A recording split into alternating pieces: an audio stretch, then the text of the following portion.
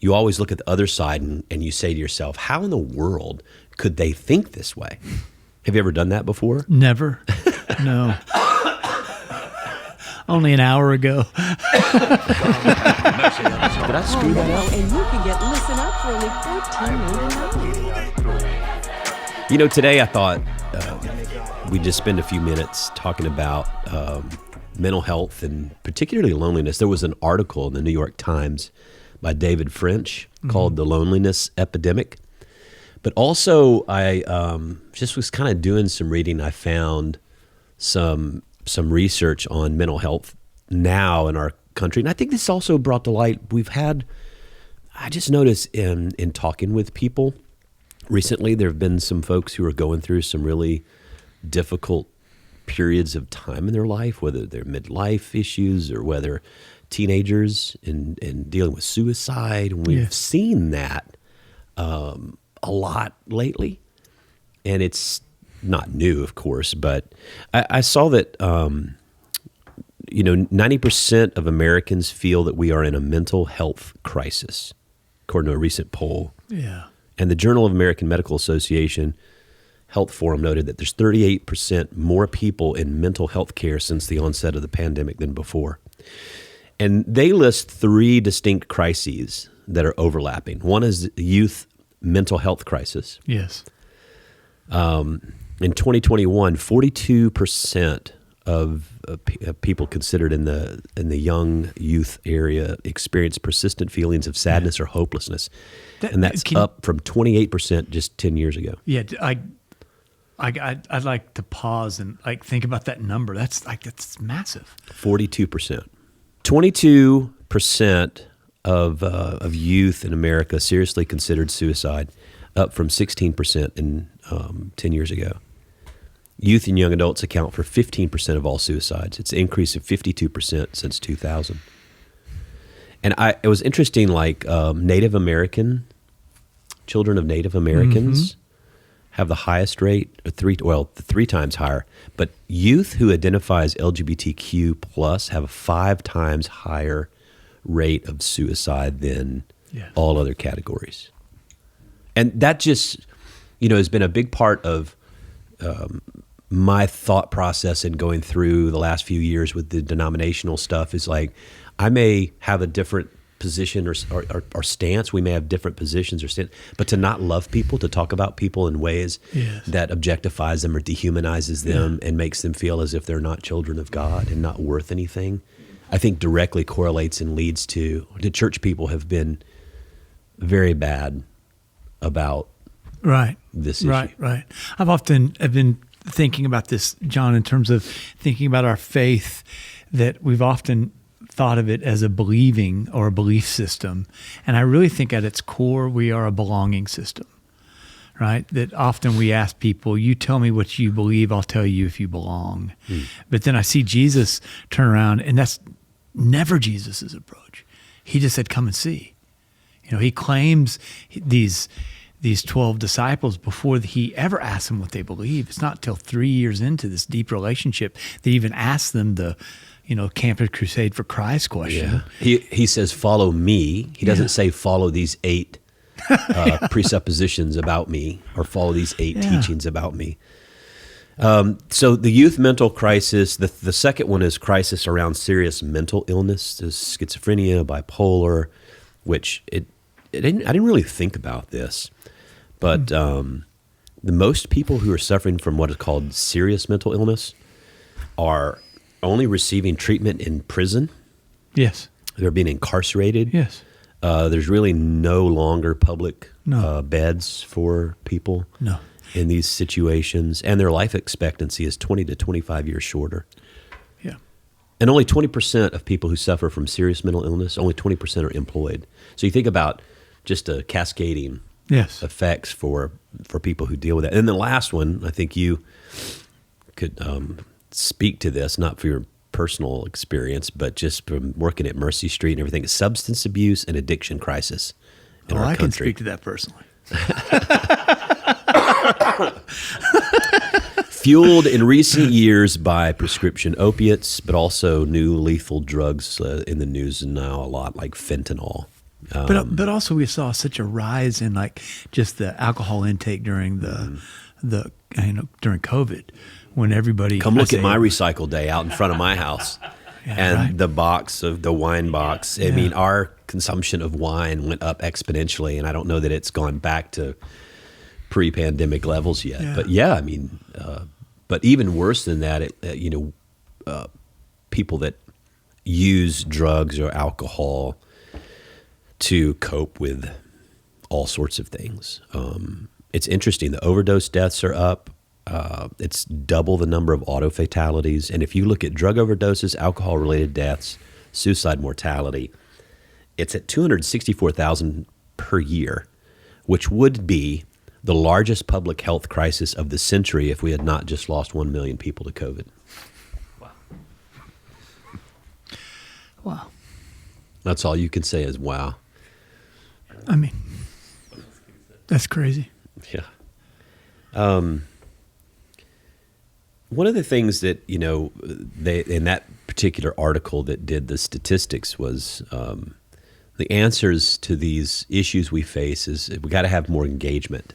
There's got to be some intentionality about it. You need better quality care. There's not enough quality care. And the last one leads me to the next kind of thought bubble, if you will, is you have to focus on people. We talk so much about, like in politics circles right now, they talk so much about the fentanyl, or the border or the fentanyl, but we're not addressing the people who are suffering, right? It's almost like you're saying, well, if we had less fentanyl coming across the border, then we wouldn't have people who had substance abuse anymore, which is not the case at all. And I'm not saying that there are not issues with that. I'm just saying that you're not focusing on the people. Yes. You're not focusing on their recovery. Yeah. Right? Yeah. It's almost like you say, well, if we make it illegal, then it won't be a problem. That's never worked with other drugs. Yeah, that's right. And I think with loneliness, I mean, just there comes a deep sense of like shame and invisibility often. And that the times that I felt lonely, I've almost felt like I'm culpable for that. Like there's something wrong with me. I should be doing something about it. And I wonder if loneliness is more like being hungry, that it's a cue that something needs to happen, right? Is that like anxiety or depression or whatever? Often I think in the narratives that we spin out about what it means to be human in our culture, if you had it all together, you would sent not. along the release, I guess, whatever, from the Surgeon General about loneliness. Mm-hmm. The David French article. What's interesting is you think to yourself, how he starts the article by saying, what's the most important single thing that you could do to heal our national divides and improve our social and economic mobility of your struggling neighbors? And a lot of people think, well, if you just vote for the right candidate, then you'd solve the problem. Nobody thinks that. What David? Who thinks that? Well, because or engaging in activism or engaging in to raise visibility or whatever. But what he says is, and he does this unpacking of these demographics, is that making a friend, yes, having friends, yes, and he unpacks this, which is actually horrifying. A recent American Enterprise Institute released its 2024 American Social Capital Survey.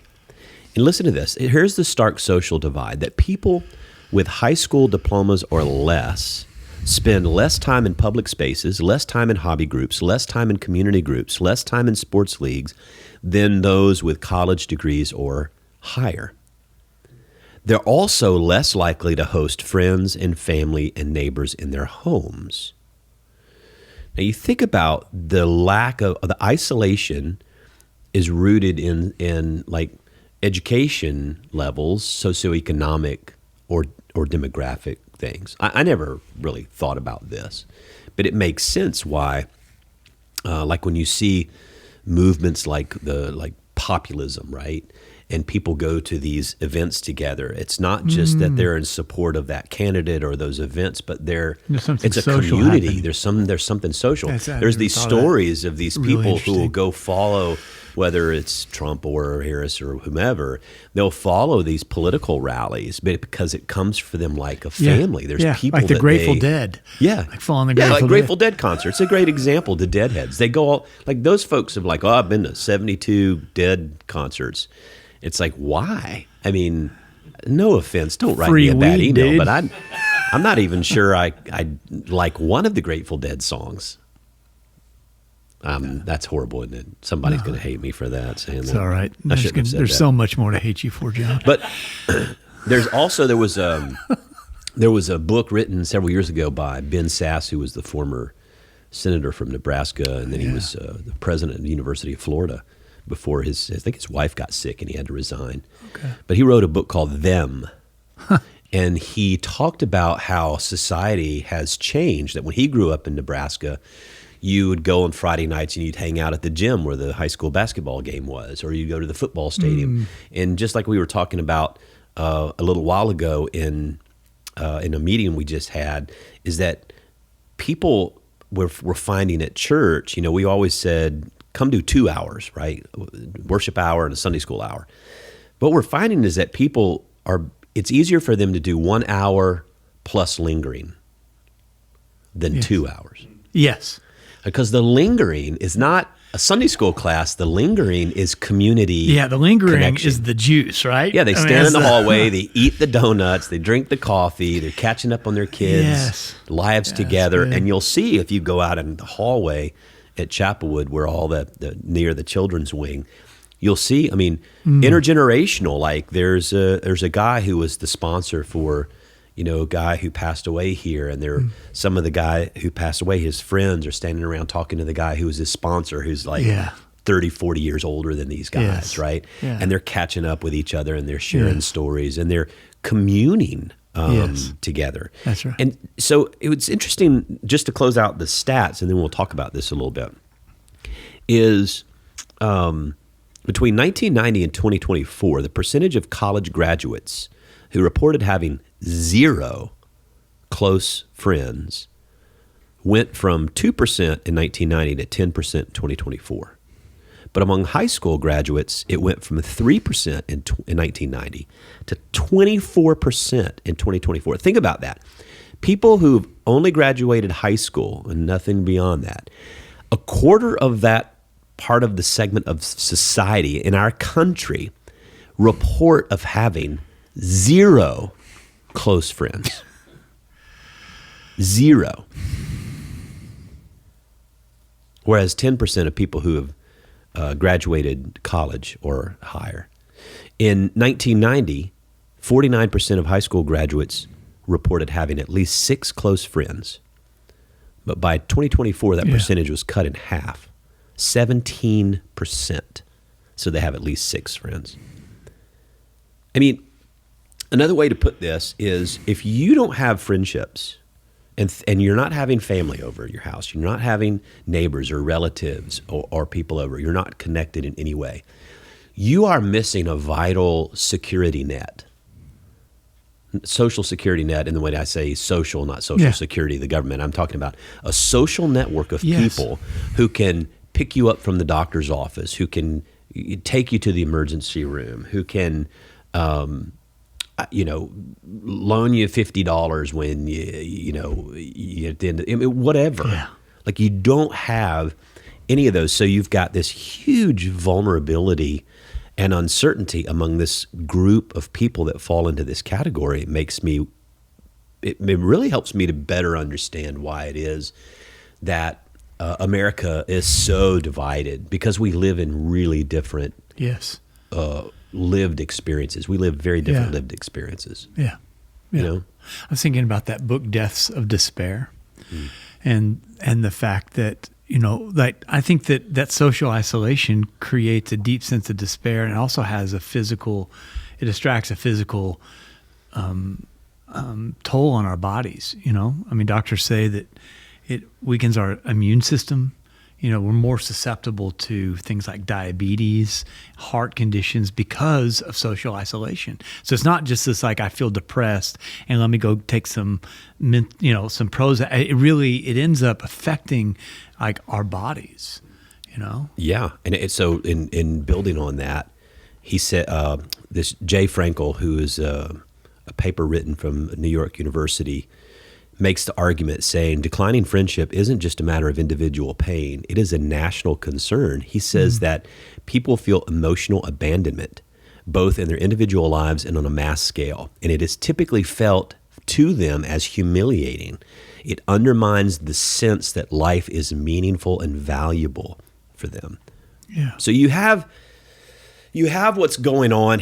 Now French unpacks some of this and how you see some things in our contemporary society around political gatherings and stuff. And I don't really want to unpack that because I think this is appropriate in doesn't matter which side of the political aisle you're on, right? It affects everybody. Yeah. And I think it's increasing anxiety, polarization, fear. And one of the reasons why we really just don't understand it, I don't care which side of the spectrum you are on, you always look at the other side and you say to yourself, how in the world could they think this way? Have you ever done that before? Never. No. Only an hour ago. I'm recovering from my COVID diagnosis last week. Thank you. You're welcome. I'm trying not to cough on you. But I mean, one of the things French talks about is that people will email him and say, hey, I need resources. I need help. I have a family member or a friend or someone who's caught up in conspiracy theory or they're isolated or they're all this kind of stuff. And can you give me that one article that can rebut it so that I can send it to them? They can be right. Or is there a book they can read that can change their mind? And French says he started responding to these questions with a question of his own. And his response is, how much time do you actually spend with this person? And so he's saying that one of the answers or one of the remedies that we need in society to really repair the national divide, to live in better harmony together, I would say this goes into the denominational splits and everything where people are on edge and at one another goes into the sense that we don't have meaningful friendships. We don't have relationships that are nurturing to us, that we feel like we're isolated and alone, and the anxiety is high, and so the whole world is out to get me. Yeah. There's no meaning to life. Yeah. I mean, you just fill in the blanks of all these sorts of things. Do you think that we've been like on this kind of American experiment where in some ways we have valued we valued this kind of American dream that's really is encapsulated in money and security, personal security and wealth. And do you think because of that, like we work longer, we have the tendency to not live where we're born, so we get somehow detached from kind of those early kind of friendships and then from family, and we have the tendency to move a lot as a society, right? I don't know anybody, not very many people I know from Houston or from you know what I mean. We move, and if we move within various zip codes within Houston, but we have the tendency to be quite transient. And so because of all of that, because it's about the American dream that if I get here, I get there. If I get there, I get here, you know. And so we're moving constantly. And I think there's a price to that experiment that says, is it working? You know, Jeff, where'd you grow up? West Columbia. It's like an hour and a half from here. From here? South Texas. So are you still friends with anyone you went to high school with? Nope, I am not. How about, are you still friends with anybody you went to college with? Oh, you didn't go to college. I did. But I did the long track. I did the 7-year program. But you grew up relatively close to Houston. Mm-hmm. Okay. Matt, where'd you grow up? I grew up in Carrollton, Texas, outside of Dallas. Outside of Alice. Outside of Alice, Texas. Alice. Because they didn't have any D on Sunday against the Saints. So you grew up in Texas, but you've been all over. Yeah, my mom moved from New Mexico, and we saw my grandparents twice a year, and my other grandparents were mean as hornets. We didn't see them very much, and so Understood. You know. So I of course, I'm from Georgia. I've been in Houston 10 years. I say all that because the people that intrigue me the most around, like here at the church or in the community, are these people who like grew up in this area, went to high school in this area together. Like I can't tell you how many people, like, oh yeah, we went to high school together. Oh yes. And then they went to University of Texas. They were in the same fraternity. Then they came back. Then they came back, and they live in the same neighborhood they grew up in, which Yes. is a nice neighborhood, by the way. I mean, And maybe it's great. even in their parents' house or grandparents' house. It may be. It may trust fund babies. I don't know. I mean, I have no idea. I don't want to speak for all of them, but I mean, this is not exactly the kind of neighborhood you just, straight out of college. But it's just, I am fascinated by these types of people who went to Stratford together, Memorial together, went to Texas together, went to the same fraternity together. Are here. Now they're members of a same golf course together, and I'm like, good. They played football in high school. I'm like, I don't have any friends from high school that If it weren't for Facebook, I wouldn't know anybody from high. You know what I mean? Yeah. And even college, I would say, outside of Stephanie, my wife. I'll count her as a college friend. But it's fascinating to me. Those social connections, though, for these people, I'm envious of. Yes. Yeah. And to have grandparents around when you're raising your kids, all those kind of things are like massive. Yeah. Probably things, I don't know if you had those. We were fortunate that when I started in ministry, the first 15 some odd years was in my hometown of Columbus. So my mother and stepfather were there, and we had, when they were wanting to babysit, they could, kind of stuff. But you had like Sunday afternoons, you'd go over to their house and you'd cook out and you'd swim in their pool. And, so we had some of that when we were over there. It's just that I'm kind of reminiscing a little bit about these connections. I just think there's something beneficial in that like I know when I come across, and you probably do too, like couples gotten divorced and they have kids, and the woman is here and has the kids most of the time, and there's no family here. Yes. No siblings, no parents. They live like way far off. And I just think, man, that's got to be tough. Yeah. I think that adds all to the social isolation you're talking about, right? And this great American experiment that we're doing, that I think like means that we probably need to pause at times and ask that question: is it working? Right? Is there another way of doing this? Is what I'm running after, is it giving me, my family, my sense of my own soul, what it deeply desires? Well, and then the byproduct is, I think if you have friends, and this is not across the board, the people that I run across who are angry people don't have a lot of friends. And French kind of closes his article. He says that millions of Americans are lonely. They feel sad, mad, stuck, alienated from their communities, angry at their predicament, and they don't feel they have many options to improve their lives. Yeah. Friendship can help fix each of those problems. With fellowship comes joy. With connection comes opportunity. There are few higher and better callings than to forge a bond with a person and provide a place where they belong. 100%. This may be this is not meant to be a blanket statement, John, but I think about like the type of violence that is enacted within schools and guns and shootings, and often I think, before even the name is released, the picture, the background, I kind of get it. I know what's coming, right? You know the typology. You could describe Yes. the kind of person. And within probably an 85 to 90%. And similar to this kid that tried to assassinate former President Trump at that rally. As soon as that came out, you're like, okay, I can probably figure out that this kid is going to be isolated, lonely, mental health issues. And of course, that's what happens. Yeah.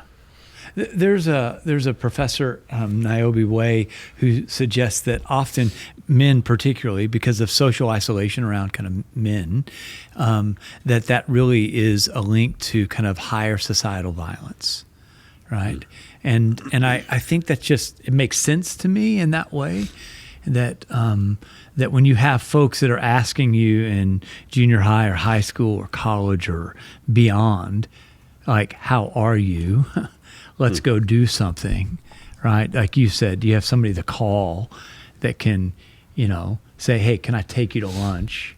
Like there's something about that that's just deeply, like it's essential. Yeah, I think the lesson today is just, man, let's be intentional about observing people who are isolated and trying to be a friend to these people. Yes. Or become a friend or connect them in some ways with friendships. I think that could be, I don't know, I think I really resonated with the article because it reminds me of times I've felt isolated, but also of kind of what you see going on in the world. Yeah. People running to these positions or these politicians or these worldviews, and you're like, man, they are looking for a community. Yes.